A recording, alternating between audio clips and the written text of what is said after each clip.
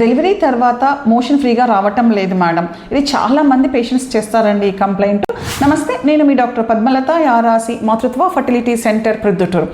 Normal delivery కానివ్వండి, caesarean కానివ్వండి, ఈ కంప్లైంట్ అయితే నార్మల్ అనమాట. చాలాసార్లు ఎందుకు మనకు ఇంత కాన్స్టిపేషన్ వస్తుంది డెలివరీ తర్వాత అని అంటే, ఫస్ట్ థింగ్ వచ్చి బిడ్డకు పాలు ఇచ్చేటప్పుడు మనం బాగా సఫిషియెంట్ వాటర్ తీసుకోవాలా, వాటర్ తీసుకోము. సో మనలో ఉన్న వాటర్ అంతా మిల్క్ రూపంలో కూడా బేబీకి పోతుంది కాబట్టి మనం డిహైడ్రేటెడ్ అయిపోతాం.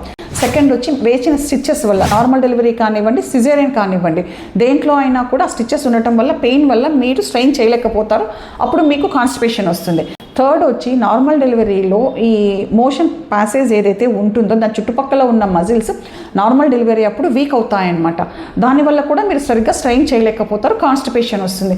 ఎలా మేడం?